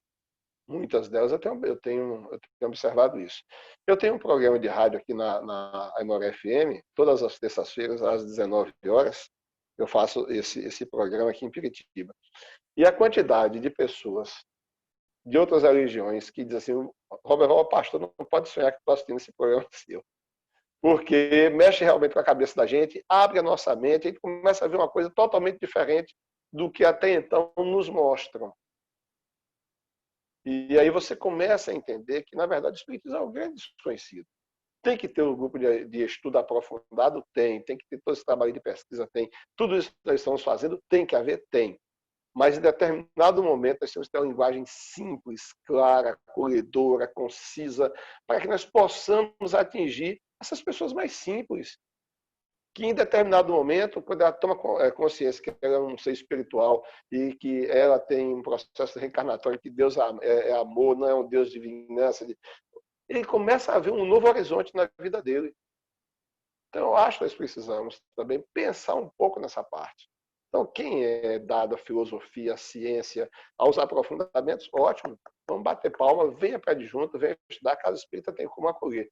Mas a grande parcela da humanidade que Kardec sonhou, que você acabou de falar há pouco aí, Anderson, essas pessoas estão inacessíveis. Nós não estamos acessando a essas pessoas. E os meios de comunicação acessam muito bem. Aí, quando foi narrado o filme que Beto falou que assistiu, tal, esses filmes levam as pessoas, mas você tem que ter alguém até que explique para elas o porquê daquele filme, que ela vê o cenário todo e elas não conseguem perceber o que está por trás daquilo, que falta explicação. Então, eu acho... Opa, então, beleza, eu vou concluir. Eu acho que nós devemos pensar justamente nesse aspecto também. Vamos estudar, mas vamos buscar essa massa que até então nós não conseguimos acessar. Show. Deixa eu passar para o Wilson aqui. Fred, você fez uma colocação interessantíssima aí, viu? Fui olhar aqui e realmente antes de eu passar para o Wilson, porque eu falei, gente, só corrigindo um equívoco, e eu jurava que era isso mesmo, que Lucas era o único evangelista, ou o único que não tinha conhecido, né? Fred comentou aí, eu fui buscar na internet agora, né? E Marcos também, assim como Lucas, foi discípulo de Pedro. Marcos também não viu nada de Jesus diretamente, né? Mas Mateus e João, os dois foram apóstolos, né? Mateus e João, os dois foram apóstolos. Mas Marcos também. Então me perdoe pelo equívoco e obrigado pela correção, Fred, porque eu achava que era só Lucas realmente que não tinha vivido nada. Wilson, meu amigo, você, 4 minutos. Libera o áudio aí. Aê, agora sim. Foi não ainda. O celular de Wilson fica sacaneando ele, né? Na hora que ele quer falar, agora foi. É porque eu estava em cima da minha imagem, tem que liberar embaixo, burrice. É muito bom os comentários de todos. Eu estou gostando bastante, está bastante elucidativo aí as considerações de todos. Mas Robert Val fez um questionamento aí sobre a questão da letargia e da catalepsia, não é isso, Robert Val? E é interessante a gente saber do que é uma e o que é outra, né? Qual a diferença de catalepsia para a letargia. E eu vou até, embora a gente tenha visto algumas vezes, ou até estudado na obra espírita, mas não custa nada a gente aprofundar mais esse assunto sobre esses dois temas importantes, né? Com relação ao que eu falei na questão lá das perguntas e respostas de Kardec à senhora Schwabenhauser, né? Eu fiquei vendo aqui com mais detalhes e eu concluo dizendo dessa extraordinária capacidade de Allan Kardec de ser este homem visionário, este homem que conseguiu trazer ao mundo físico as revelações espíritas e de um modo tão particular, tão próprio pela sua grandeza espiritual, que ele foi capaz de não se levar, não se iludir por quem quer que seja o espírito, seja ele da ordem mais elevada ou da mais inferior, ele sempre tinha esta condição de questionar, de indagar e de tirar conclusões de todos os espíritos encarnados ou desencarnados que ele travava contato ou conhecimento ou trocas de informações, né? E essa questão aqui da senhora Schwabenhauser, né? Ela traz uma importância capital para nós na condição de medianeiros ou de trabalhadores das reuniões mediúnicas. Não sei se todos vocês aí fazem parte de reunião, mas se não fazem, não são pessoas diferentes, não. Cada um na sua missão, na sua responsabilidade. Mas é importante porque a forma como tratamos espíritos hoje, pelo menos na sua maioria, é completamente diferente de Kardec. E quando eu vejo alguém que trabalha na reunião mediúnica dizer que segue Kardec, eu fico meio preocupado, porque os passos que Kardec seguiu e que nos mostrou e nos deu é completamente diferente do que vemos hoje, no que tange a essa, digamos assim, a esse catolicismo disfarçado com relação aos espíritos, com relação a crer nos espíritos, né? Então, é só isso mesmo e parabenizar por todos por essa apresentação de hoje de todos nós. Beleza. É isso. Eita, gente, desculpe, você tem mais 1 minuto, me perdoe. Eu fui nos 3 minutos, que é do pessoal depois, você era 4 minutos, me perdoe. Se você tiver mais alguma colocação para fazer, você tem mais 1 minuto. Tem não? Já foi? Pronto, beleza. Então, pessoal, o João disse que precisava sair um pouquinho mais cedo, então eu vou passar agora na parte dos comentários aqui, dos 2 minutos e meio para cada um de nós 5 aqui. Eu vou passar para João primeiro, caso ele precise sair. Ah, não, mas já era João primeiro na lista mesmo, tá? Esqueci. João, meu amigo, libera o áudio aí, por favor, que eu tenho fechado. Aí, pronto. João, meu amigo, fica à vontade. Uma informação, está me ouvindo? Sim, sim. A respeito de João Marcos, o evangelista Anderson, ele mesmo narra no último capítulo do evangelho dele, na prisão de Jesus, que o soldado viu um jovem próximo e foi prendê-lo, e o jovem escapuliu a túnica, que ela era tipo lençol, né, em consúltio, e escapuliu nu e foi embora no mato. E esse jovem é o João Marcos. João Marcos, sim, conheceu Jesus, era sobrinho de Pedro, acompanhava Jesus, né? Acompanhou também Paulo nas várias viagens missionárias. Só um detalhe também, mas não tem tanta importância. A questão da propagação do assunto de Beto também me preocupa. Roberval colocou muito bem, porque naquele tempo já havia tendência para os irmãos mais intelectualizados, lógico, estudarem e pesquisarem a doutrina, né? E o povão, entre aspas, né, ficava quase que de fora. E Chico tinha essa preocupação, como Jesus teve. Uma prova disso é quando, no julgamento, Pilatos perguntou a ele o que era a verdade. Ele disse que viria a trazer a verdade, e Pilatos perguntou, e Jesus não respondera. Por quê? Porque o nível político, social ou intelectual do Pilatos não absorveria ainda a informação. No momento também tem muita gente de um nível melhor, mais evoluído, mas estão em condições humildes, semi-analfabetas, e que tem que arrumar um jeito de inserir esses irmãos no contexto dos grupos de estudos e outras atividades da Casa Espírita. Os irmãos intelectualizados têm sua maneira fácil de entender, e há, às vezes, muita discordância, às vezes até melindres, que podem ser superados. Daí porque, o Roberval colocou muito bem, no nosso programa também de rádio, a gente usa um estudo sequenciado. Livro dos Espíritos, do começo ao fim, termina, pega Evangelho e volta para o Livro dos Espíritos, abrindo para as perguntas, para ver se consegue atingir tudo. Porque no Evangelho, observe bem que o público já é outro do Livro dos Espíritos. Um é filosofia, o outro é o lado moral. Então, isso precisa ser muito bem colocado e trabalhado, principalmente nas mídias e que tem algum programa de emissora de rádio. Vou sair porque tenho agora outra atividade e domingo estamos juntos. Paz para todos. João, meu amigo, muito, como diz Fred aqui, você não é o evangelista, né? Mas é como se fosse. Muito obrigado. Muito obrigado pelas colocações. Deixa eu passar aqui agora para nosso amigo Marcos. Marcos Pessoa, meu amigo. Deixa eu liberar o áudio aí. Fica de olho só no tempo, viu, Marcos? 3 minutos. Na verdade, tudo bem. Que não é São Marcos.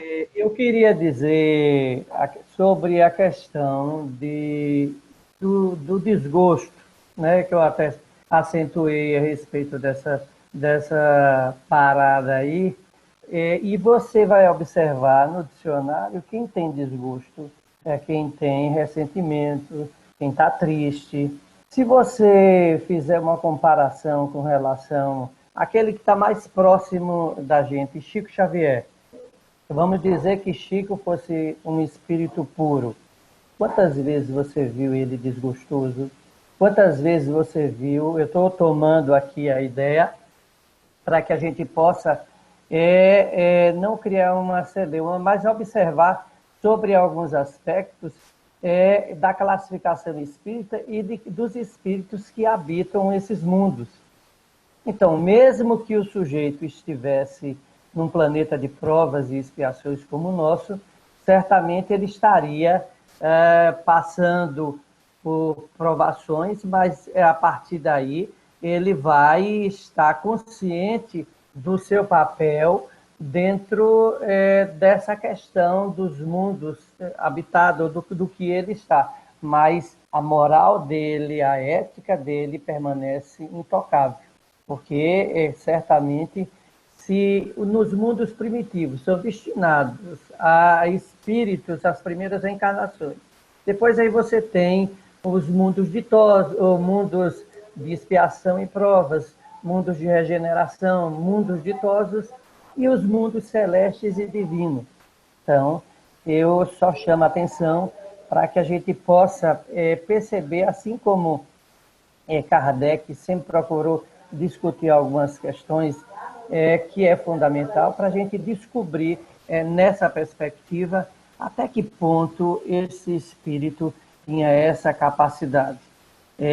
Em determinado momento, a gente pode aqui considerar que ela era um espírito feliz, mas isso é de uma forma muito relativa.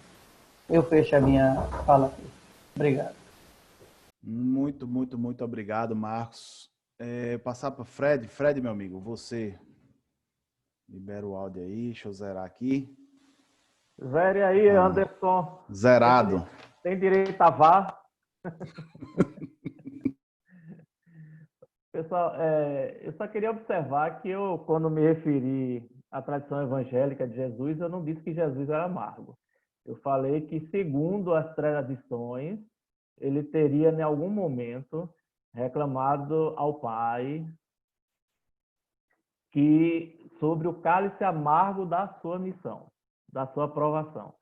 Eu não falei que ele era amargo, né? Nem tampouco desgostoso ou depressivo.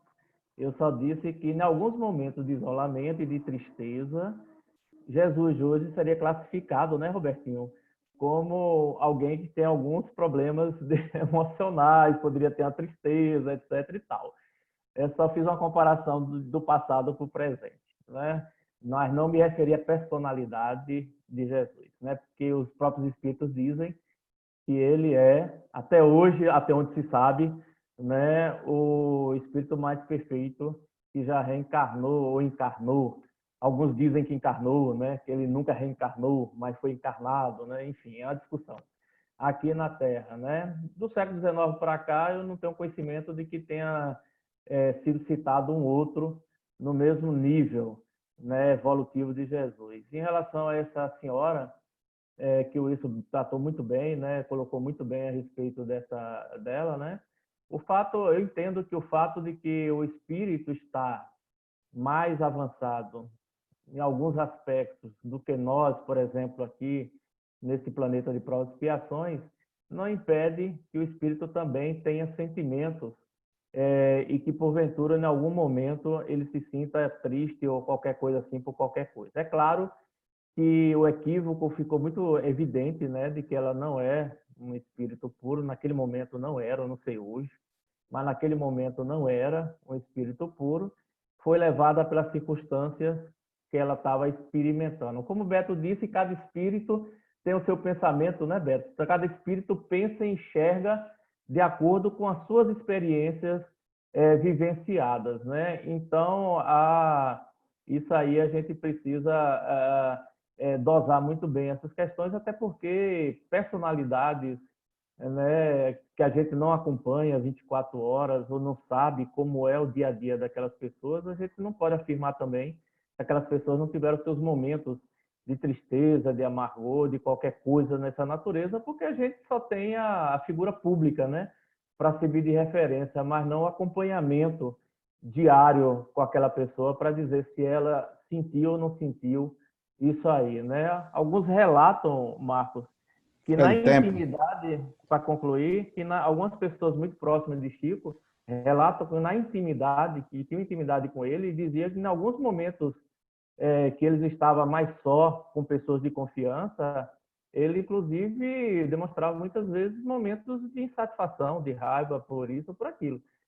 Divaldo também, algumas pessoas dizem que também fez muito isso no momento de intimidade, e no próprio filme que Beto disse que assistiu, há um momento que a gente percebe isso também. Então, a natureza humana dos espíritos aqui, para concluir de vez mesmo, e eu não ir provar, é que nós realmente somos ainda espíritos imperfeitos, portanto, sujeitos a essas emoções, essas interpretações de pensamento. Beleza, Fred. Bom, pessoal, só falta Robertinho e eu, tá? Antes de 10h10 a gente encerra. Tá acabando já, viu, pessoal? Robertinho, meu amigo, você. Hoje as abordagens foram feitas assim de uma forma muito construtiva, viu? Parabéns aos três, estão de parabéns. Então tem muito pouco a acrescentar.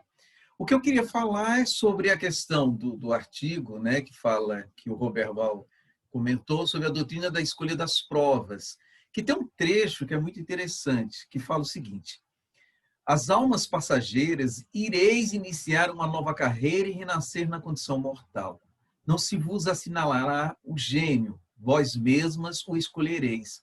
Escolherá por aquela que a sorte chamar em primeiro lugar, e a essa será irrevogável. Então, aí a gente pode se reportar lá à questão 258 do Livro dos Espíritos, né?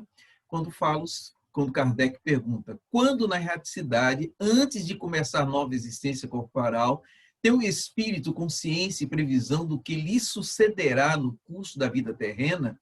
E a resposta dos espíritos é: ele próprio escolhe o gênero de provas porque há de passar. E nisso consiste o seu livre arbítrio. Então, ratifica os estudos, né, e as informações dadas de forma universal pelos espíritos, né? Nas conversas familiares de além-túmulo, eu gostaria de falar sobre a pergunta número 3, uma delas, né, que durante vossa morte aparente ouvíeis o que se passava à volta e percebia os preparativos do funeral? E ela responde: minha alma estava muito preocupada com a felicidade que se avizinhava. Então, o Kardec ele faz uma observação interessante, né? Sabe-se, em geral, que os letárgicos veem e ouvem o que se passa à volta deles, observando a lembrança ao despertar. O fato que nos referimos oferece a particularidade de sono letárgico acompanhado de êxtase, e isso foi, inclusive, muito bem comentado pelo Beto, né? Outra coisa, a pergunta 24, né? Experimentastes a perturbação que acompanha ordinariamente o retorno à vida espírita? E ela diz: não, estava deslumbrada, mas não perturbada. E Kardec faz a observação: sabe-se que a perturbação que se segue à morte é tanto menor e menos duradoura quanto mais se depurou o espírito durante a vida. O êxtase precedeu a morte dessa mulher. Era, aliás, um primeiro desprendimento da alma de seus laços, para perceber uma menor perturbação. Tinha mais comentar, né, para a gente buscar melhores, agregar informações, mas o tempo já se esgotou. Tá bom? Obrigado pela atenção de vocês. Muito obrigado, Robertinho. Inclusive, pessoal, se alguém quiser, no final, quando acabar aqui, ficar mais 10 minutinhos, aí, Robertinho, Beto, alguém achar que tem que complementar alguma coisa, faz, tá bom? Mas tá encerrando. Eu vou falar meus 3 minutos aqui e aí a gente já faz a prece de encerramento, tá bom, pessoal? Roberval, quer falar? Espera aí que o Roberval quer falar rapidinho. Oi, Beto. Eu não tenho mais 1 minuto, não? Oi? Anderson, não tinha direito mais 1 minutinho, não? A gente tem 2 minutos que fez a palestra. Não. Quem fala só tem o tempo da réplica. E quem não falou no dia, né, comenta 2 vezes, entendeu? Vocês já falaram, tiveram a réplica. Vocês falaram, tiveram os 4 minutos da réplica. Os diretores, né? Só seguir a mesma estrutura que a gente está seguindo toda semana, Beto. Não, Viu? então deixa eu fazer uma colocação aqui, somente 1 minuto. Certo. Só 1 minutinho. Sobre esse negócio aí de desgosto, aí tem que saber o seguinte: esse espírito, qual o conceito que ela tem de desgosto também? Existe isso também. E quanto a Jesus, que Fred colocou aí bem tranquilo, não é questão de Jesus estar amargurado ou não. A questão daqueles que viram e descreveram. De que modo está vendo isso. Então, são coisas que a gente tem que levar em consideração. E em relação ao Roberval, que eu comentei, dos mais humildes chegar em nossas casas, eu tenho um costume, Roberval, de muitas vezes fazer assim, ó. Quando eu vou para a casa dos outros fazer palestra, eu digo assim, vem cá, o público é como? Eu tenho essa preocupação porque a gente tem que mudar o estilo, concordo com você. A gente tem que falar, mesmo a gente estudando, palavras simples, ir lá no fundo mesmo para depois trazer.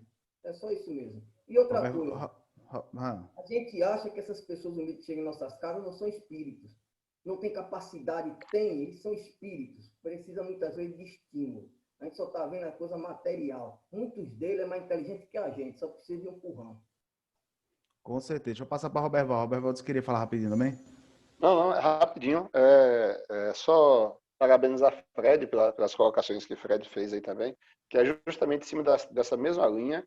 E eu vou dizer uma coisa a vocês: quando você pega o Evangelho, que você vê Jesus chamando gente de sepulcro caiado, geração má e incrédula, até quando eu vos suportarei, certo? E aí, Pai, afasta de mim esse cálice, o espírito está puro, a carne é fraca. Então, olha, quem passa o que ele passou e quem passa o sofrimento que o Chico Xavier e muitos passam e nós também passamos, tem determinados momentos que você para e reflete, não significa que aquela sua angústia ela vai se prolongar. Ela é momentânea, devido à situação que está vivendo. Não significa que vai interferir na sua vida na totalidade, nem tampouco na missão que você tem a realizar. Porque imagine um espírito da estirpe do Cristo vir para cá e ser cuspido, pisado, machucado, e estar lidando com pessoas de uma falta de conhecimento muito grande, para não dizer ignorantes. E o sujeito tem que ter uma paciência fantástica. E o cara encarnado, a gente só sabe que o corpo físico também, a circunstância pesa, né? Eu não vou nem falar dos vendigantes do tempo, vou deixar para lá, mas eu não vejo nada demais em quem quer que seja, que está vivendo aqui na Terra, ter esses momentos. Porque essa evolução absoluta, certo? Eu acho que em estado de espírito, botou uma roupinha bonitinha dessa aqui, uma minha de carne, o sofrimento é grande. Um abração para todos vocês e foi muito bom o papo de hoje. Pronto, pessoal. Deixa eu falar meus 3 minutinhos, né? Que ficou faltando. Vou botar para marcar aqui. Desculpa. Não, o Fred vai pedir o VAR. Começou agora. Pessoal, Beto, acho que foi Beto que perguntou sobre letargia e catalepsia. A gente acabou não comentando sobre o termo, né? E o seguinte, quem foi? Eu não lembro agora quem foi. Que falou sobre definição Roberval, né? Letargia e catalepsia, a gente tem que lembrar que eles são termos do estado da matéria, né? Assim como quando a gente fala de emancipação, quem emancipa não é o corpo, é o espírito. É um termo que se refere ao espírito. Letargia e catalepsia são termos da ciência material. Por isso que não há definição lá na ciência espiritual. Se você for lá no catálogo, né, das palavras da definição, você não vai encontrar definição nem para letargia nem catalepsia, porque ele já tem suas definições na ciência material, né? Agora, estudando, né, Deleuze, né, com coisas que Kardec nos traz, com outras ciências, né, eu, Anderson, compreendo, né? Eu compreendo, não. Deleuze traz, ele, em cima dos conhecimentos que ele tinha de Mesmer também, que o estado de letargia e de catalepsia ele pode ser induzido através do magnetismo, certo? Tanto Robertinho conhece um pouco, que Robertinho é hipnólogo também, se eu não me engano, né? Tem pessoal que faz cirurgia em cima de hipnose, né? E como é que você faz cirurgia do dente com hipnose, por exemplo? Você causa um estado de catalepsia, né? A pessoa, através da sua mente, pelo menos é a conclusão que eu tenho, né? Ela fica com aquela parte sem sentir nada, o estado cataléptico, né? É pontual. E aí ele faz a cirurgia sem precisar fazer anestesia, enfim. Depois, se o Roberto quiser falar mais sobre isso, que ele entende mais, ele pode falar. Mas Deleuze traz, em cima dos conhecimentos, sim, que pode ser induzido através do magnetismo. Lógico que tem pessoas que têm predisposição, tem pessoas que não. Aí onde está essas nuances, aí são obras para outros estudos, né?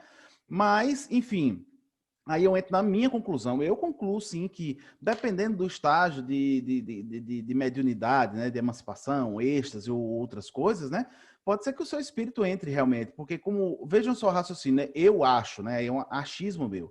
Como êxtase, Beto bem colocou uns 3 semanas atrás, né, essa questão dessa emancipação tão grande da alma, né, que às vezes o espírito não quer nem voltar e tudo, né? Quem dá os nossos movimentos, dos nossos órgãos? Nosso fluido vital, né? Ali junto com o nosso espírito e tal. Seu espírito está lá longe.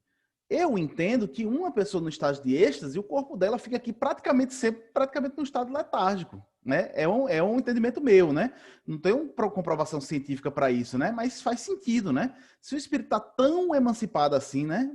O corpo praticamente abandonado, né? Praticamente sem vida, né? Enfim, outra coisa em cima aí sim das colocações que fizeram aqui sobre essa linguagem, gente, é o seguinte. A gente sabe que teve essa polêmica esses anos sobre a questão da Gênese, da tradução da 4ª edição que Kardec fez, da 5ª edição que não foi feita por Kardec, foi feita por Lemarie, né? E aí Lemarie tenta empurrar na goela dizendo que foi Kardec, mas enfim. Eu acho que essa discussão chega ao final, dia 1º de setembro, agora que passou, quando o site foi lançado agora, com muitos desses documentos originais de Kardec já estão disponíveis na internet para quem quiser olhar. Um desses documentos é um documento de uma comunicação, de um diálogo de Kardec lá na Sociedade de Estudos Espíritos Parisienses, 3 meses antes de Kardec morrer, em que Kardec questiona o espírito, né? O espírito vem dar um sermão em Kardec sobre a Gênese e diz a Kardec que ele precisava se apressar, mas sem se atropelar, mas que ele precisava se apressar para fazer correção de algumas coisas na Gênese. Kardec vai e pergunta diretamente a ele, tipo assim, eu preciso corrigir coisas erradas? Ele fala, não. No contexto do livro não é nada errado. Nada que você tem que acrescentar nem que tirar. O livro está perfeito. O problema é a linguagem. O problema é que você falou muitas coisas lá que é incompreensível, muitas vezes até para pessoas que têm conhecimento. E você precisa escrever a obra de uma forma que atinja as pessoas. Então, o que esse espírito vem falar a Kardec é que as correções que ele tinha que fazer na Gênese, né, não era tirar capítulo, nem nada de coisas que foi feita por Lemarie depois, tá? Né? Não era nada disso que foi feito, né? Excluir partes do texto. Era mudar palavras que ele colocou, porque o livro, né, gente, para quem estudou sabe, o livro A Gênese realmente ele tem uma linguagem difícil, né? Ele tem uma linguagem complicada porque você precisa ter um conhecimento científico, inclusive não é nem só científico de agora, né? Você precisa entender conhecimento científico da época, porque ele vai falar de miasma, de coisas que hoje a gente nem fala mais, né? Porque não, a ciência derrubou esses conceitos e tal. Então, assim, você tem que conhecer de ciência e de ciência daquela época para poder entender a Gênese, né? Então, assim, vejam, né? E aí eu achei maravilhoso quando vocês trouxeram isso, né? Como é que a gente está dialogando nas casas espíritas? Eu acho que foi Roberval o primeiro a trazer esse assunto. Foi, quando o Roberval falou até da rádio, do programa e tal. Que a gente tem que ter esse cuidado mesmo, gente. Aqui, entre a gente que a gente está estudando, a revista Espírita e tal, tudo bem, a gente fala de certos termos, né? Tudo, não sei o quê. Mas, poxa, você vai para uma palestra, é o que Beto falou, né? Quem é que está ali ouvindo? Com quem é que eu vou dialogar? Com quem é que eu vou falar? Qual é o propósito desse evento que está acontecendo aqui hoje? Né? A gente tem que falar a linguagem das pessoas, gente. Entendeu? Não adianta a gente vir falar um monte de coisa difícil que as pessoas não vão entender nada do que a gente está dizendo. Né? Me desculpe, eu passei até 1 minuto e meio do meu tempo, perdão. Me empolguei, ninguém me policiou, tá vendo, Robertinho? Hoje você não botou o tempo. Gente, vamos fazer a prece de encerramento. E aí depois, se alguém quiser fazer mais algum comentário, eu deixo aberto aqui. Se alguém quiser ficar, alguém precisar sair, enfim. Mas vamos fazer a prece de encerramento, porque quem precisar sair, já sai, tá certo? Nesse momento, né, vamos elevar os nossos pensamentos, agradecendo a Deus pela oportunidade de estarmos juntos aqui mais uma vez. Obrigado, Senhor, pelos ensinamentos, pelo diálogo e principalmente pela oportunidade que sempre nos dá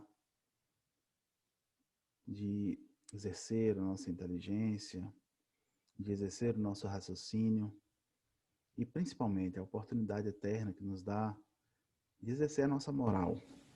Que a gente possa utilizar essa inteligência, esse raciocínio para mudar o que somos verdadeiramente, para que possamos ser cada vez um pouco melhor do que o que fomos. Que essa manhã tenha sido proveitosa para todos nós, tanto encarnados quanto desencarnados que nos acompanham e escutam e participam e nos intuem também. e que a gente possa, de verdade, estar saindo daqui um pouco melhor do que o que entramos. Obrigado, Senhor, por todas as oportunidades. Obrigado a todos os irmãos pelos diálogos. Que assim seja.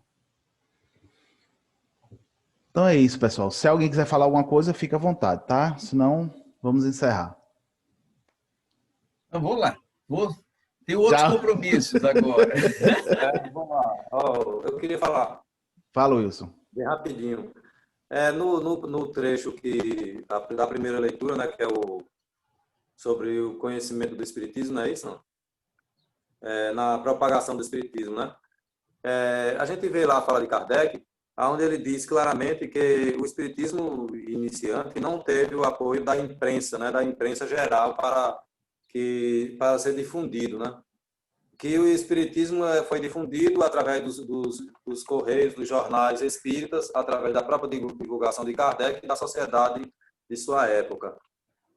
Inclusive bem difundido, bem divulgado, né?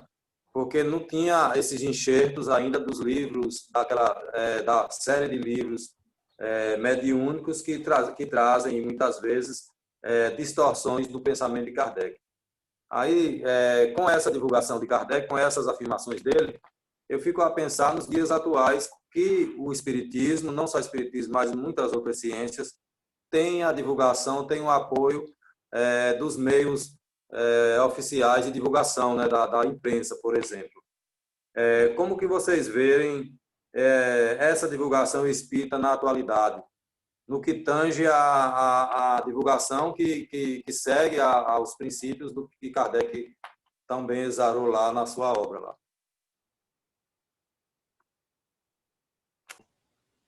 Gente, alguém quer comentar? Fique à vontade. Até a Beto ficou silencioso, tá vendo? Porque eu tenho que ir lá para o mesmo encontro de João, da regional. Como ele é presidente, eu sou vice pode chegar depois. Vá, Beto, vá. Não, mas isso aí que você falou é boa discussão lá no Zap. Boa discussão. Vou ter que ir, gente. Valeu. Valeu, Beto. Wilson, eu vou seguir o conselho de Beta, que eu achei interessante. Pega essa sua colocação, bota um áudio lá no Zap lá, para a gente poder debater, porque aí todo mundo, a seu tempo hoje, quando puder, ouve, faz um comentário, bota suas colocações. Eu acho que vai ficar melhor mesmo. É verdade. Eu já tô digitando aqui mesmo no Zap aqui, viu? Pronto, beleza.